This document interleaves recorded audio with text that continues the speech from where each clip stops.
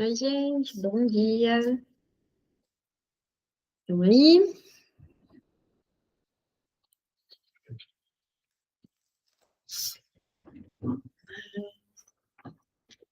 Eu estou abrindo aqui na página que eu ri na semana passada, que um traço natural garante que o homem mime suas filhas pequenas e a mulher defenda os seus filhos pequenos. Isso aqui sou eu e o Caio. A cabeça quintou com exposed, né? Exposed da minha família. Gente, é muito engraçado que eles, às vezes, lá em casa, eles não podem assistir o YouTube, normal, porque a gente não deixa, né? Não libera. Mas às vezes a gente vai procurar alguma coisa. Agora, por exemplo, a Isis vai competir na ginástica. E aí tem a série oficial, que é no YouTube, que o negócio lá de ginástica, o portal oficial posta lá. E aí ela assiste para, enfim, né? Ela assiste para ir treinando em casa e tal.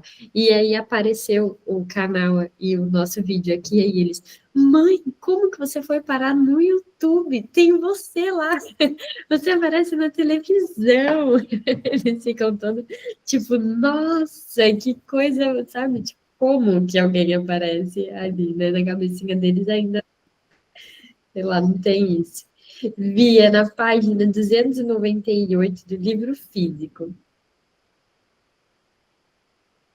Terminar meu café, a gente vai começar no parágrafo costumamos ignorar. Veja se vocês acham aí no PDF. Aí, se alguém souber, cadê a Sarinha? Tá aqui? Ainda não. Aí, se vocês souberem, coloquem aí para mim.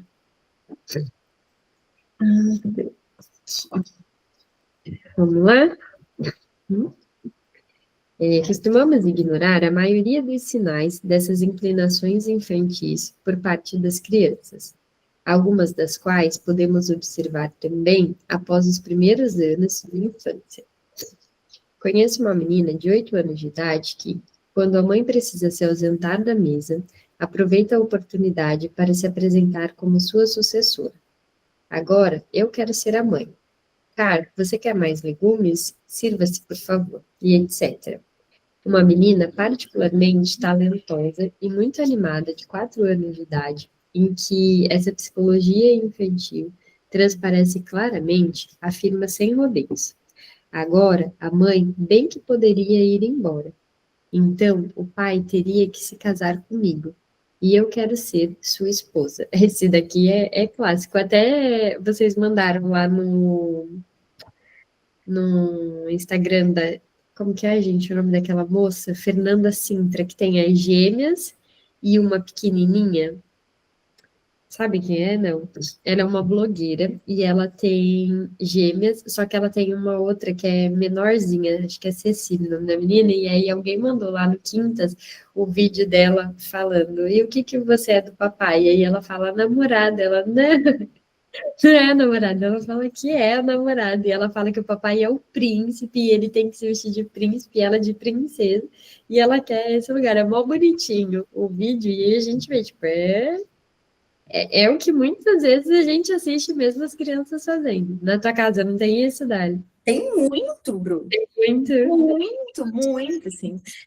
Eu já contei isso em algum lugar, nem sei se foi aqui, mas eu sou mãe solo, mas eu namoro, né? E aí o Luca fala assim, com essas palavras: Mamãe, se o tio Guilherme morrer, eu posso casar com você? Vamos matar o tio Guilherme. Eu falo, Freud, em algum lugar, com essa frase. Aí outro dia ele tava falando alguma coisa de casamento, que ele começou a perguntar se menino podia casar com menino, menina podia casar com menina, e aí eu fui falando que pode e tal, e enfim, entramos nessa conversa, e aí ele falou alguma coisa de casar, e eu falei, criança não podia casar, ele falou, a mamãe pode? Eu falei, mamãe pode, com quem que a mamãe pode casar? Ele falou, comigo, você não. Tipo, fala pro Guilherme rezar um pouquinho, né? Porque tá feio o negócio do lado dele. Ele fala, quando ele volta, né, a falar que volta e meia ele fala do neném que vai sair da minha barriga, né? Sim. E aí ele perguntava quem ia ser o pai, daí eu falava que era o tio Guilherme, daí ele falava, e mas e eu? Aí Tem uma coisa que, assim, né? A Isis, ela, hoje em dia, agora ela tá mais velha, então ela sabe que ela não pode casar, né? Não pode ter filho, ela tá com quase 8. E aí, antes ela falava muito que ela queria ter filho. E agora, com essa idade, já sabe que não rola, então ela quer que eu tenha. E aí eu falo, mas por que que você quer tanto que a mamãe tenha outros filhos? Você já não tem, irmão, tudo. Não, mas eu quero um para eu cuidar. O meu irmão eu não posso pegar no colo. O meu irmão não dá, porque ele é maior, então, cara, eu quero um para eu cuidar. E aí ela fala dos bebês reborns, né, que ela tem, e ela ama os bebês reborn, brinca e tal, e aí ela fala, mas eu queria tanto, um de verdade. Eu queria dar banho, eu queria trocar a fralda, eu queria pegar no colo, eu falei, queria passar a madrugada acordada, né, eu queria. Mas tem esse lugar, assim, de o que ela tá, de alguma forma, dizendo, é que ela quer ser a mãe, de alguém, né? Ainda que não mais nessas palavras, quando é tão pequenininho que eles acabam falando, né, que querem casar com a gente e tal, o pedido é muito esse, assim, eu quero ter um filho, já que não dá para eu ter, você tem, e aí ele passa a ser meu, né, de alguma maneira. Acho que a maioria das crianças, quando a gente convive, tudo vê que tem esse lado, assim, né? Eles passam por isso, por essa brincadeira. Não todas as crianças, porque tudo é muita gente, né? Mas a gente ainda vê crianças que têm isso. E aí, quando você convive com criança, não dá para dizer que não tem psicanálise. Que é assim, né, gente? Tem muito. Mas vamos lá. Na vida da criança, esse desejo, de forma alguma, exclui a possibilidade de que a criança calorosamente também a sua mãe. Peraí. Exclui a possibilidade de que a criança ame calorosamente também a sua mãe. Se o menino pode dormir ao lado da mãe quando o pai está viajando e após o seu retorno precisa voltar para o quarto, ele compartilha com uma pessoa que lhe agrada muito menos. Forma-se facilmente nele o desejo de que seu pai se ausente para sempre, para que ele possa ficar com o seu lugar ao lado da querida e linda mamãe. E, evidentemente, um meio de realizar esse sonho é a morte do pai. Olha aí o Guilherme morrendo. Pois uma experiência lhe ensinou. Pessoas mortas, como por exemplo o avô, estão sempre ausentes, nunca mais voltam. Essas observações, feitas em crianças pequenas, se inserem sem dificuldade na interpretação sugerida, mas não nos dão a plena convicção de que as psicanálises de neuróticos adultos impõem ao médico. Nestas, as comunicações dos respectivos sonhos ocorrem tais preâmbulos que se torna inevitável sua interpretação como sonhos de desejos. Certo dia, encontro uma senhora em extrema aflição e em lágrimas. Ela diz: não quero mais ver os meus parentes. Eles devem sentir horror de mim. Então, conta, quase sem transição, que se lembra de um sonho cujo significado naturalmente não conhece. Ela o teve aos 4 anos de idade, e é assim: um lince ou uma raposa passeia pelo telhado. Algo cai, ou o animal cai, e então tiram da casa a mãe morta, e ela chora dolorosamente. Mal termina de lhe explicar que esse sonho deve significar seu desejo da infância, de ver a mãe morta, e que ela chora por causa desse sonho que, por causa dele, seus parentes se horrorizam com ela, quando ela já fornece algum material para esclarecer o sonho. Eu fico pensando nisso, assim, sabe, de ler esse trecho, de pensar na questão que, ok, a gente sabe que pode significar isso, mas o quanto que hoje em dia, na nossa clínica, a gente não faz essa atribuição de sentir, de explicar isso para a pessoa, né? Sonhar que a mãe morreu é porque deseja que a mãe morre. É preciso que o outro vá construindo esse significado, né? Que o outro possa dizer isso. Até porque, às vezes, a palavra morte não vai ser a palavra escolhida. Pode ser que ele diga, não queria minha mãe naquele momento, eu queria que minha mãe não tivesse presente ali, eu tivesse presente de uma outra forma. E aí o sujeito mesmo vai dizendo daquilo de uma maneira que ele possa sustentar. E isso é importante, porque às vezes não dá para sustentar de querer que a minha mãe morresse. Ainda que a gente diga que é simbolicamente, existem pessoas que não conseguiriam lidar bem com isso. Então, a importância de deixar que cada um use as suas palavras. Mesmo que alguém possa dizer, mas não significa a mesma coisa? Não exatamente, né? A partir das palavras atribuídas, o sujeito vai entender aquilo à sua maneira.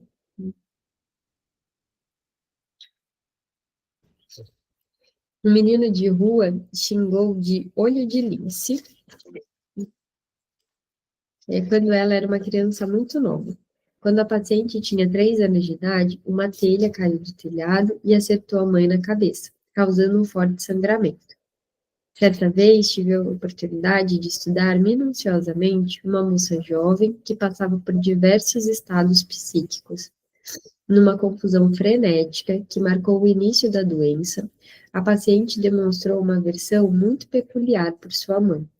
Batia na mãe e a xingava sempre que ela se aproximava da cama, ao mesmo tempo mostrando-se carinhosa e obediente à irmã muito mais velha. Seguiu-se então um estado lúcido, mas um pouco apático, com um sono muito perturbado. Foi nessa fase que iniciei o tratamento e analisei os seus sonhos. Inúmeros destes tratavam de forma mais ou menos velada da morte da mãe. Por vezes ela assistia ao enterro de uma mulher velha, por outras se via à mesa com suas irmãs em veste de luto. Não restava dúvida sobre o sentido desses sonhos. Durante sua melhora contínua, passou a apresentar fobias histéricas. Aquela que mais atormentava era de que algo havia acontecido à mãe. Onde quer que se encontrasse, ela precisava correr para casa para se certificar de que a mãe ainda estava viva. O caso, apoiado por outras experiências minhas, foi muito instrutivo. Mostrou como que em várias línguas, diversos modos de reação do aparelho psíquico, a mesma representação excitante. No estado de agitação confusa, que compreendo como subjugação da segunda instância psíquica pela primeira, normalmente reprimida, a inimizade inconsciente contra a mãe se manifestou de forma motriz. Quando ocorreu o primeiro apaziguamento, a revolta foi reprimida e o domínio da censura foi restabelecido. Restou a essa inimizade apenas a região do sonho para realizar o desejo de sua morte. Quando o estado normal foi fortalecido ainda mais, ele criou, como contrarreação histérica e fenômeno de defesa, uma preocupação excessiva com sua mãe. Esse contexto já nos permite compreender por que, muitas vezes, as moças histéricas se agarram à mãe com um carinho excessivo. Ó, ó, já dá pra gente ver aqui. Deixa eu grifar aqui, peraí. Que ler e grifar ao mesmo tempo não rola, né? Então tem que ser depois.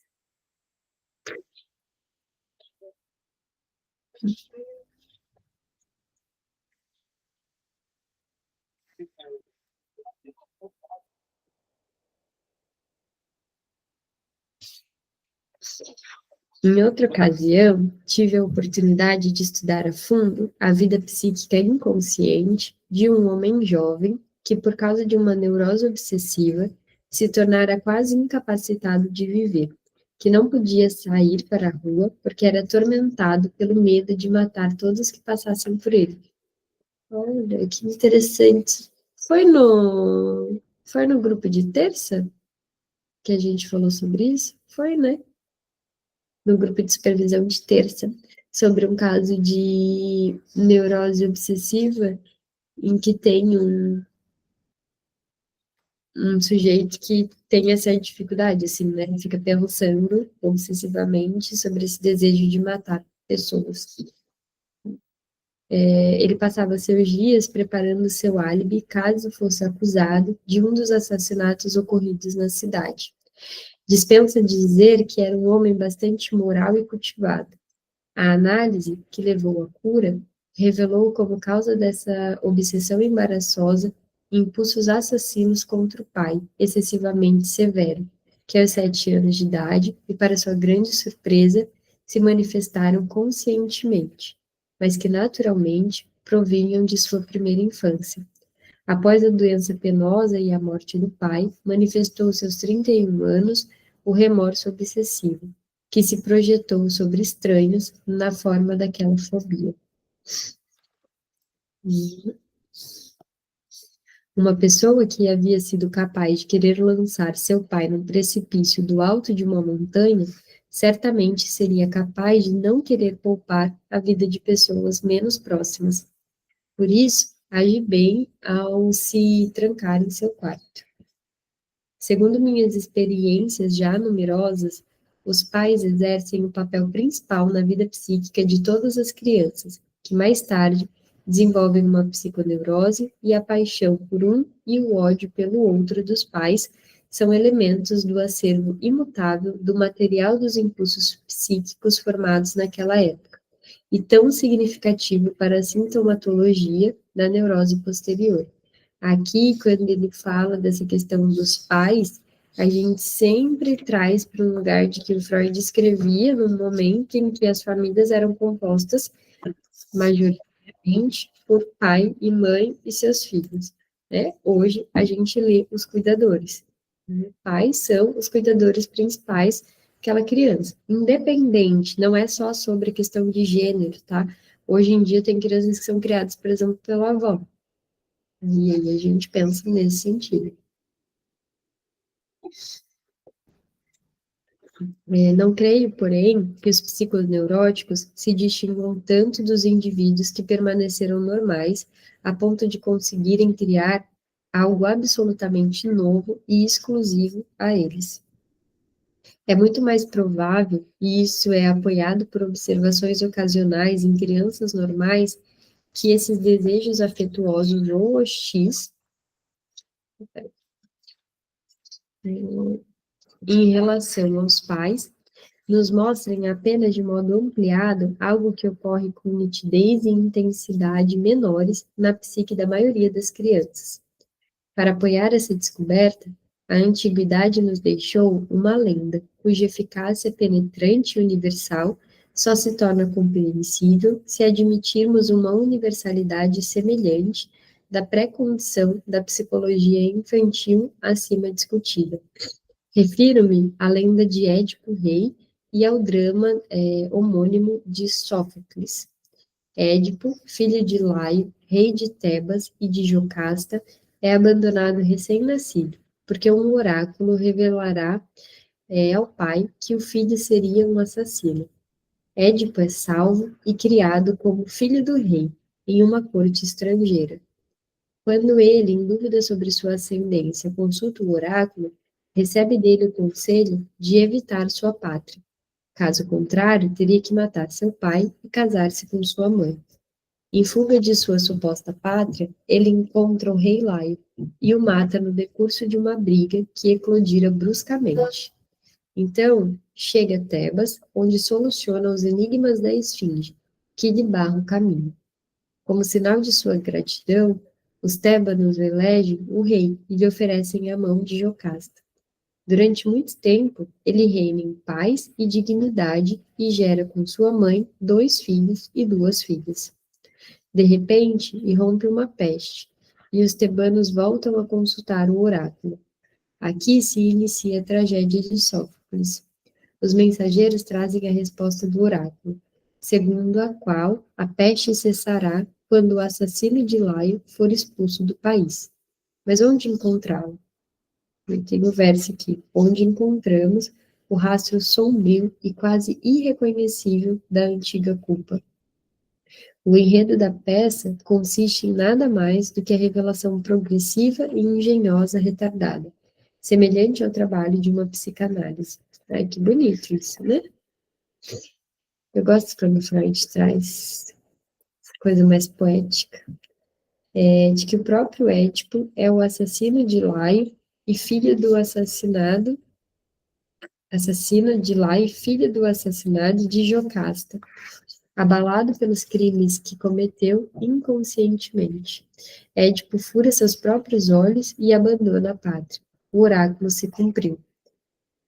O Édipo Rei é o que chamamos de uma tragédia do destino. Seu efeito trágico se deve ao contraste entre a vontade poderosa dos deuses e os esforços vãos do ser humano ameaçado pela calamidade.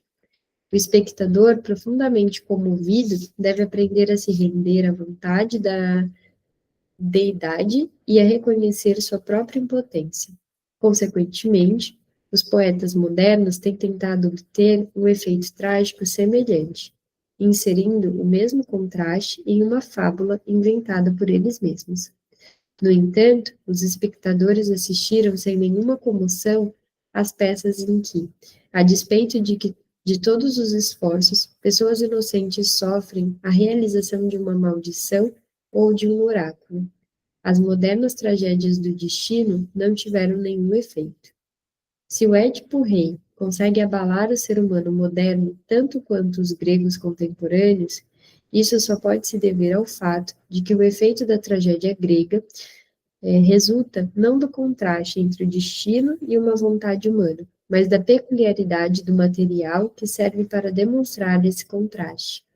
Deve existir uma voz dentro de nós disposta a reconhecer o poder imperioso do destino em Édipo, mas que refuta como arbitrárias as providências em outras tragédias do destino, como, por exemplo, Dian Traum, a avó de Grillparzer. A história de Édipo Rei realmente contém um elemento desse tipo. Seu destino nos comove apenas porque poderia ter sido também o nosso, porque o oráculo pronunciou a mesma maldição contra nós antes mesmo de nascermos.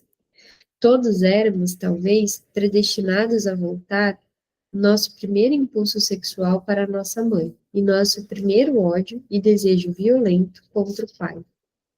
Nossos sonhos nos convencem disso. O Édipo Rei, que matou seu pai, Laio, e se casou com a sua mãe Jocasta, é apenas a realização do desejo de nossa infância.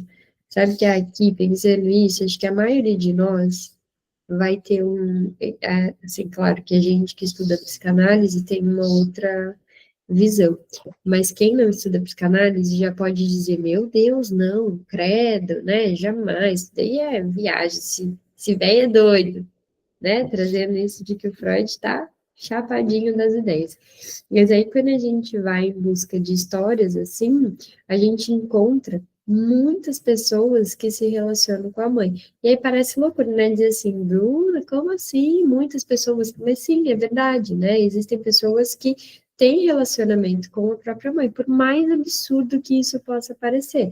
E às vezes não só com a mãe biológica, mas existem, e a gente já falou isso daqui até no Quintas também, existem alguns casos de mães adotivas que casam com os filhos adotivos, pais adotivos que casam com as filhas adotivas, e existe também aqueles que são pais e filhos biológicos. A Dali falou até de um podcast, Não Inviabilize, é isso? No Não Inviabilize tem bastante história, mas tem esse específico, é no episódio que chama Se Essa Sogra Fosse Minha, que tem um episódio que chama Esse Nem Freud Explica. Sério, gente, assim, é ruim demais de ouvir, né? Mas é isso, né? Fala disso. É isso. Assim, para gente que estuda, eu acho que super vale a pena, né? Você fica chocada de imaginar que isso aconteça, assim. Sim. E tem as outras formas também, né, de relação que não envolvem o fato físico em si, mas a maneira como se relacionam. Vamos pensar, dando um exemplo aqui só de filho com mãe ou filha com pai, tá? Nesse lugar de uma. Para entrar aqui no que o Freud está falando. Quantas vezes não tem homens já adultos que eles respondem à mãe como se a mãe fosse a esposa deles?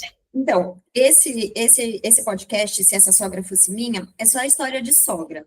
Então, tem esse que eu mencionei, que é uma coisa mais absurda, assim, mas em geral você escuta muitas histórias, assim, porque as mulheres contam. Tem mulher que conta, tipo, pelo amor de Deus, o que eu faço, né? Minha sogra tá fazendo X coisa. E é sempre nesse lugar de, muitas vezes, elas falam, minha sogra era excelente até eu engravidar. Quando eu engravidei, aí acontece alguma coisa e aí a sogra, né, começa a ficar ali. Eu escutei ontem, se eu não me engano, vou contar aqui, tá, gente? É spoiler, assim, mas é que a moça sempre se deu bem com a sogra, e aí teve uma filha. E aí ela conta que a sogra era ruiva, de olhos verdes. o marido era moreno, né, normal, e ela também, e a filha nasceu ruiva de olhos verdes. E, tipo assim, normal, né? Herdou ali os genes da avó e tal. E aí, a avó meio que começou a falar na igreja como se ela tivesse doado os óvulos para o filho fecundar e a nora gestar. Meu Deus, né? Porque como a menina aparecia com ela, né? E aí ela postava coisas assim em redes sociais falando, né? Tipo, ai, a única que herdou meus genes, a única. E a igreja da sogra, todo mundo que biologicamente a menina era filha dela. Então, assim, é muita história, muita E história. talvez já tivesse uma história dela tendenciosa por desejar que aquela filha fosse dela. E eu acho que às vezes a pessoa nem se dá conta disso que está desejando. De verdade mesmo, né? A minha questão como. Eu acho que não, a pessoa não se dá conta.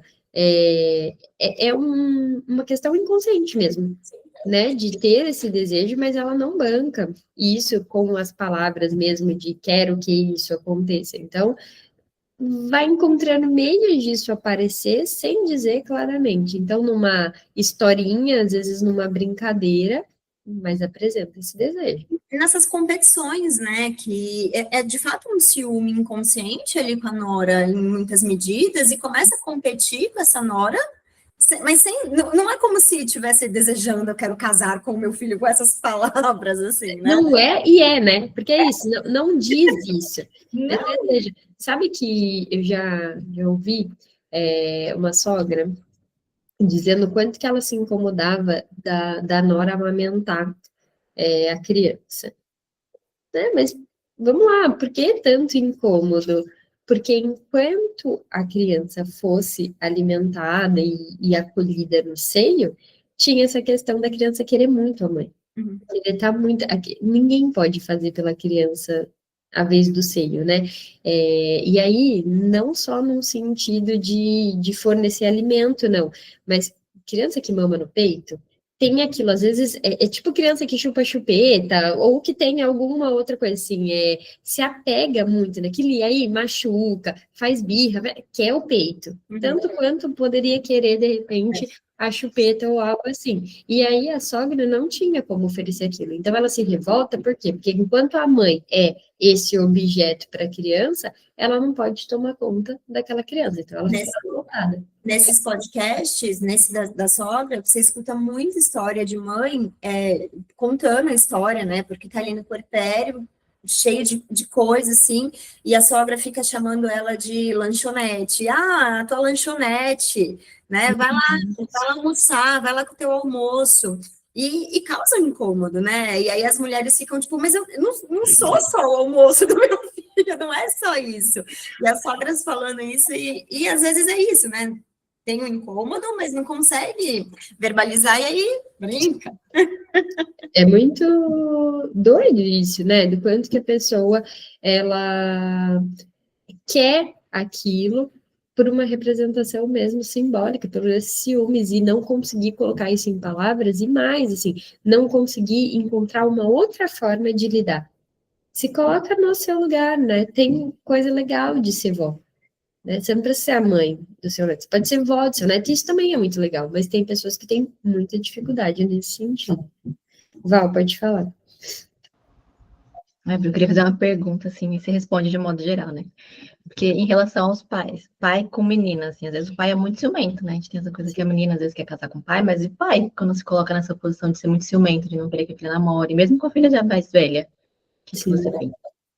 Acho que nesse mesmo lugar, assim, Val, né, de confundir as situações, tem muito uma questão de pais, acho que da sociedade, de trazer isso, assim, posso te falar a partir, por exemplo, de um exemplo do Caio, que tem uma filha menina e um filho menino, e escuta coisas diferentes em relação a isso, né, quando tem um comentário sobre o outro, é assim, vai fazer isso, vai fazer aquilo, e aí é sempre num lugar divertido e tal, e quando é da Isis, fala, quero ver quando for a Isis, só que ele não tem ciúme nenhum, zero, o Caio não tem ciúme de nada, nem de ninguém na vida, ele é muito, muito sem ciúmes total.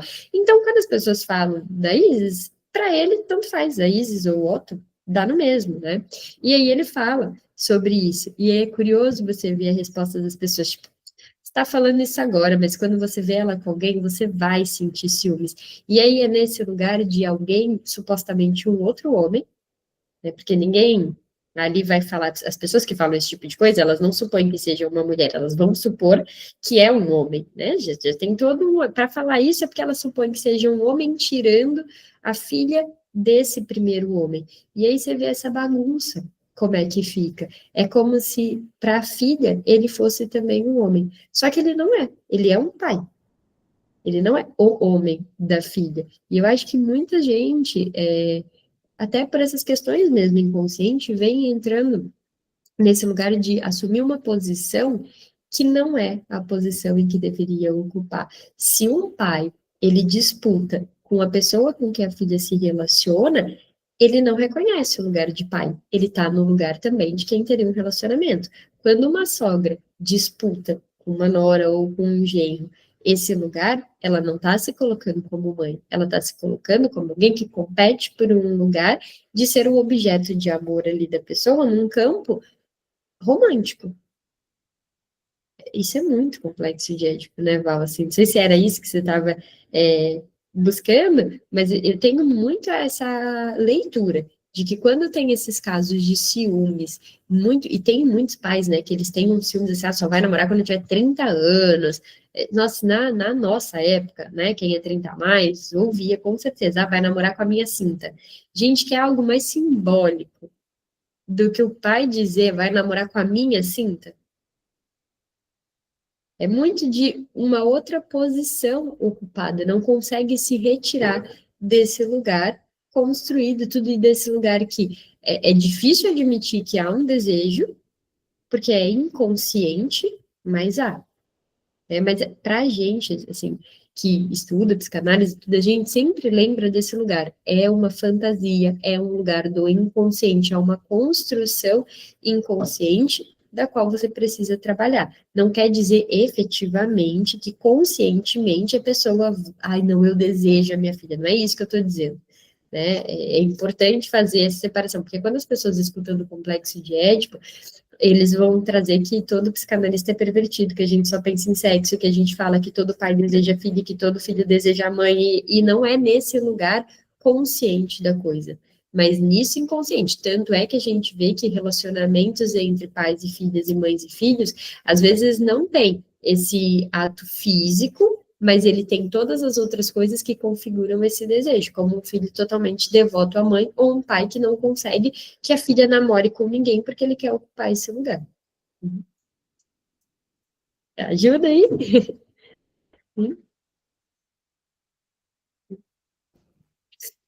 Vamos lá. Desde então, porém, contando que não tenhamos nos tornado psiconeuróticos, temos sido mais felizes em desprender nossos impulsos sexuais de nossa mãe e em esquecer nosso ciúme do nosso pai. Olha, isso daqui é uma verdade, assim, isso, acho que cabe bem com o que a gente está falando. As pessoas seriam mesmo mais felizes se desprendendo, né, desse lugar aqui que querem ocupar na vida da mãe e do pai. E aí tem um vídeo maravilhoso, coisa mais linda no YouTube, que se chama O Fio ou a Corda. Vou abrir aqui para vocês. É uma animação que fala da relação entre pais e filhos. Tem 6 minutos, mas eu juro para vocês que vale cada segundo. Deixa eu olhar aqui.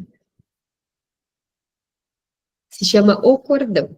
Eu vou mandar, vou compartilhar com vocês. E aí traz muito uma explicação exatamente disso que eu respondi para ti, Val, assim, do lugar simbólico que é colocado, né, em que aparece esse desejo. Vou compartilhar com vocês. Assistam, quem ainda não viu, depois me fala o que vocês acharam. Nossa, eu sou fã dessa animação, acho fantástica. A Aline colocou aqui, é muito reflexivo, e é. E o quanto que a gente vê isso na vida. Estremecidos, recuamos da pessoa na qual se realizou aquele desejo infantil primordial. E o fazemos com todo o peso da repressão que esses desejos têm sofrido desde então em nosso íntimo. O poeta, ao revelar a culpa de Édipo, nos obriga ao conhecimento do nosso próprio interior, no qual aqueles impulsos, mesmo que reprimidos, continuam a existir. A contraposição com a qual o coro se despede. Vede, este é Édipo, que desvendou os altos enigmas e que foi o primeiro em poder, cuja sorte todos os cidadãos elogiavam e invejavam. Vede as ondas terríveis da calamidade em que se afogou. Essa advertência fere a nós mesmos e ao nosso orgulho. Nós que, desde os anos da nossa infância, nos tornamos tão sábios e poderosos aos nossos próprios olhos. Como Édipo, vivemos na ignorância dos desejos que violam a moral e que a natureza nos impôs. Isso daqui também. Quando esses desejos nos são revelados, todos nós queremos desviar os olhos das cenas da nossa infância. E às vezes queremos fugir da análise também, né? Aqui tem uma nota acrescentada em 1914. Nenhuma das descobertas da pesquisa psicanalítica provocou oposição tão amarga, resistência tão furiosa e contorções tão divertidas da crítica quanto essa referência às tendências incestuosas da criança, preservadas no inconsciente. Nos últimos tempos, houve até tentativa de, apesar de todas as experiências, reconhecer o incesto apenas como simbólico. Firenze, baseando-se na passagem de uma carta de Schopenhauer, oferece uma sobreinterpretação engenhosa do mito de Édipo, que é acrescentada em 1919. O complexo de Édipo, mencionado pela primeira vez neste livro, adquiriu, por meio de outros estudos, uma importância inesperada para a compreensão da história da humanidade e do desenvolvimento da religião e da moral. Tem um livro que se chama Eu Sou o Monstro que Vos Fala, que não sei se vocês já ouviram falar, mas ali ele propõe, né, numa parte final, uma psicanálise sem Édipo. É bem interessante. Vale dar uma lida e aí cada um, então, tirar suas próprias conclusões a respeito. Mas é um livro que fala sobre as questões de gênero e aí acaba trazendo essa abertura de possibilidade de olhar a psicanálise sem isso. A lenda de Édipo provém de um material onírico antiquíssimo, que tem como conteúdo aquela perturbação dolorosa da relação com os pais pelos primeiros impulsos da sexualidade. O próprio texto da tragédia de Sófocles contém uma referência inequívoca a isso.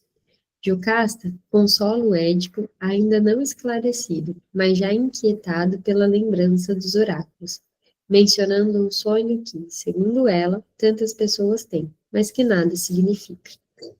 Pois muitas pessoas já se viram em seus sonhos, unidas à mãe, mas aquele para quem tudo isso não é nada, suporta facilmente o fardo da vida.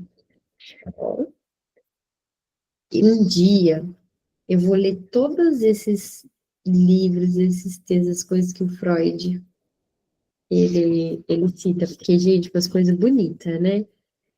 Coisas muito interessantes. Tenho vontade de ler tudo isso.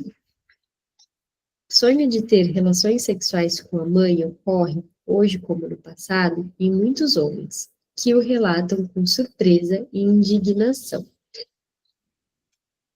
Ele é, compreensivelmente, a chave para a tragédia e completa o sonho da morte do pai. A fábula de Édipo é a reação da imaginação a esses dois sonhos típicos, e assim como o sonho dos adultos, são vivenciados com sentimentos de rejeição. A lenda também precisa acolher em seu conteúdo o pavor e a autopunição. A formação restante provém de uma elaboração secundária e equivocada do material, que procura submetê-lo à intenção de teologizá-lo. A tentativa de unir a onipotência divina à responsabilidade humana está fadada a fracassar tanto nesse quanto em qualquer outro material. Outra tragédia, o Hamlet de Shakespeare, também queria ler. Vou comprar isso daqui para ler, para falar para vocês se vale a pena depois, porque eu acho que esse é um dos que eu mais tenho vontade. Tem suas raízes no mesmo solo que o Édipo Rei. No processamento alterado da matéria, porém, revela-se toda a diferença na vida psíquica dos dois períodos culturais, tão distantes um do outro. O avanço secular da repressão e da vida afetiva da humanidade. Em Édipo, a fantasia de desejo subjacente na imaginação da criança é trazida à luz e realizada como que num sonho. Em Hamlet, ele aparece reprimida, e ficamos sabendo de sua existência, semelhante ao estado de coisas numa neurose, apenas por meio dos efeitos da inibição de que dela parte. Curiosamente, mostrou-se que o efeito poderoso do drama moderno permitiu que pudéssemos permanecer em plena ignorância do caráter do herói. A peça é construída sobre a hesitação de Hamlet em realizar a tarefa da vingança. O texto não diz quais são as razões ou motivações dessa hesitação. As mais diversas tentativas de interpretação não conseguiram apontá-las. Segundo a compreensão dominante ainda hoje, concebida por Goethe, Hamlet representa um tipo de homem cujo poder vigoroso de ação é paralisado pelo desenvolvimento excessivo do pensamento, enfraquecido pela palidez do pensamento. Segundo outros, o poeta tentou descrever um caráter mais doentio, indeciso e neurastênico. O enredo da peça, porém, nos ensina que Hamlet, de forma alguma, pretende se apresentar a nós como pessoa incapaz de agir. Nós o vemos agir duas vezes.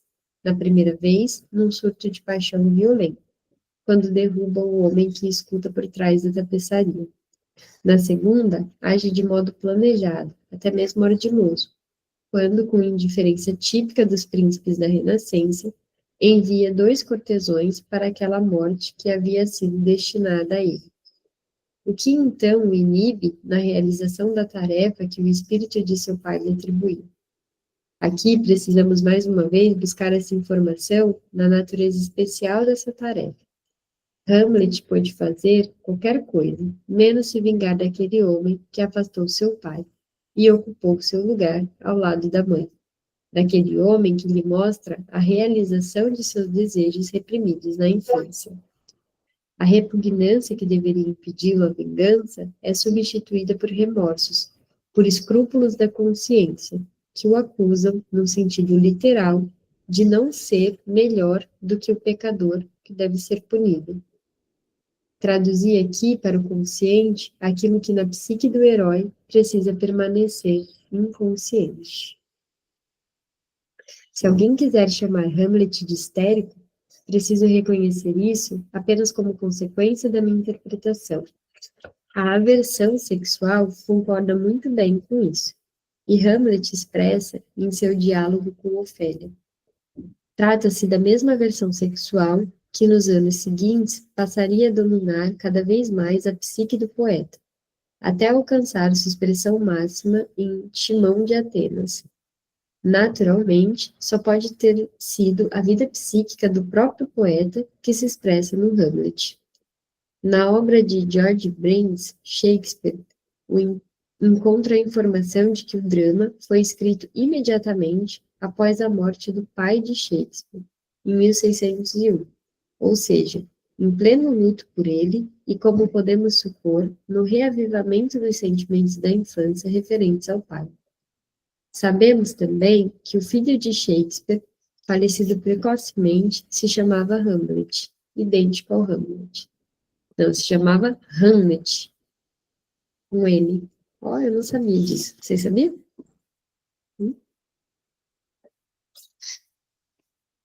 Assim como Hamlet trata da relação do filho com os pais, Macbeth, escrito na proximidade temporal daquele, tem como tema a falta de filhos.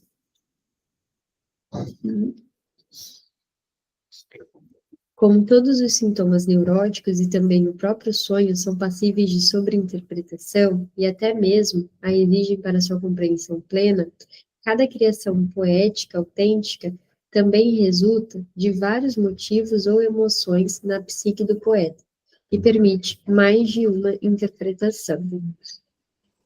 Sabe que a gente está no Conectados estudando além do princípio do prazer, e aí o Freud fala dessa questão, assim, né, porque que ele considera que os poetas, eles antecipam a psicanálise, e é justamente por acreditar nesse ponto, de que em cada poesia, em cada construção ali que tem nesse lugar de poesia mesmo, né, daquilo que é poético, passa primeiro pelo inconsciente do sujeito. Então, o poeta, ele escreve aquilo também do inconsciente. Vale a leitura também para quem quiser do texto, e aí pensando nisso que o Freud cria. Tentei aqui apenas a interpretação do extrato mais profundo de impulsos na psique do poeta que cria. Aí tem uma nota de rodapé, acrescentada em 1919. Essas indicações para a compreensão psicanalítica de Hamlet foram completadas por Jones e defendidas contra as outras interpretações encontradas na literatura. Aí outra acrescentada em 1930. Nesse meio tempo, contudo, deixei de acreditar que o autor das obras de Shakespeare foi o homem de Stratford, pressuposição esta na qual se baseiam as observações acima. Aí uma outra acrescentada em 1919. Para outras tentativas de análise de Macbeth, ver meu ensaio. Alguns tipos de caráter encontrados na prática psicanalítica. Não posso deixar os sonhos típicos de morte de entes queridos sem esclarecer com mais algumas palavras a sua importância para a teoria dos sonhos em geral.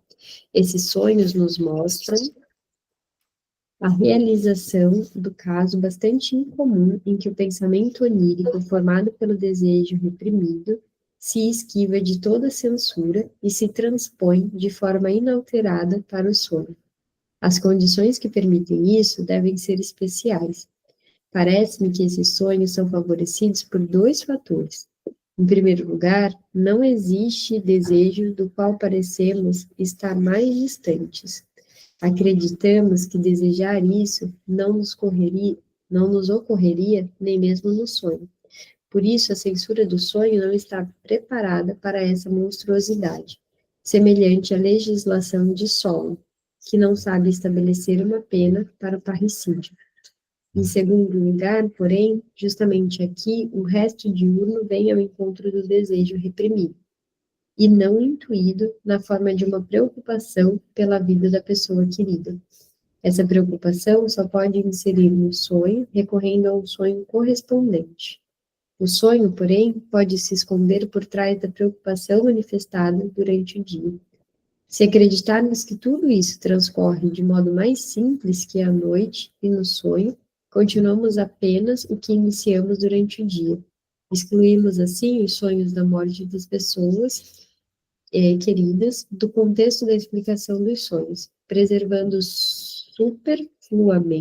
superfluamente um enigma que poderia muito bem ser solucionado.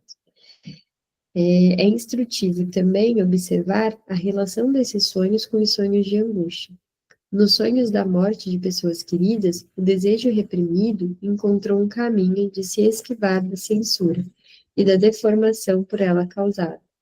O fenômeno secundário, que jamais se ausenta nesse caso, é a sensação de dor no sonho. O pesadelo também só ocorre quando a censura é vencida total ou parcialmente. Por outro lado, a censura é derrotada com maior facilidade quando a angústia já está presente como sensação atual de origem somática. Assim, torna-se palpável a tendência com que haja censura, com que realiza a deformação do sonho. Isso ocorre para impedir o desenvolvimento de angústia ou de outras formas de afetos dolorosos. Mais acima, falei sobre o egoísmo da psique infantil. Quero agora retomar o tema com a intenção de apontar um contexto em que os sonhos preservaram também essa característica. Todos eles são absolutamente egoístas. Em todos eles se apresenta o querido eu, mesmo que disfarçado. Os desejos que neles são realizados são, regularmente, desejos do eu. E trata-se apenas de uma aparência enganosa quando o sonho parece ter sido provocado pelo interesse de outra pessoa. Quero submeter à análise alguns exemplos que parecem refutar essa afirmação.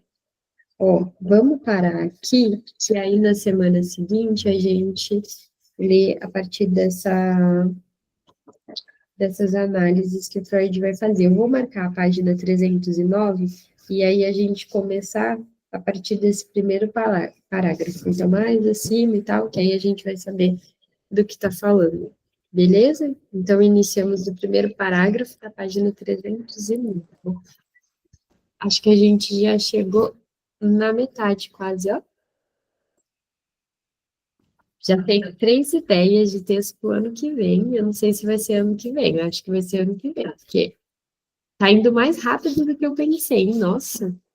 Eu queria que fosse tão rápido assim, mas a gente ainda tem algumas páginas para ler, e aí quando a gente terminar, a gente escolhe qual que vai ser o próximo.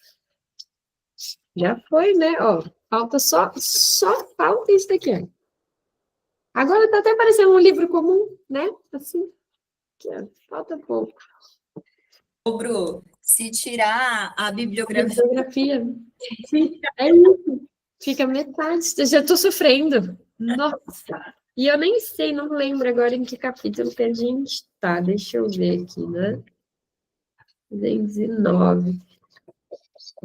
os 5. No 5, vai completar o próximo, o trabalho do sonho é a parte mais importante, assim, que é mais conhecida desse texto, desse livro, né, todo. Então, essa parte, o capítulo 6 todinho, é bem interessante. Tem gente que lê só essa parte, assim, né, que é realmente onde tem... É que eu acho todo interessante, mas vocês entenderam, né, o que eu tô falando, assim, que as pessoas geralmente costumam falar que tem mais um conteúdo, mas ele todo é maravilhoso, né? Bom, nos vemos na próxima quinta. Obrigada pela companhia. Um beijo. Até mais.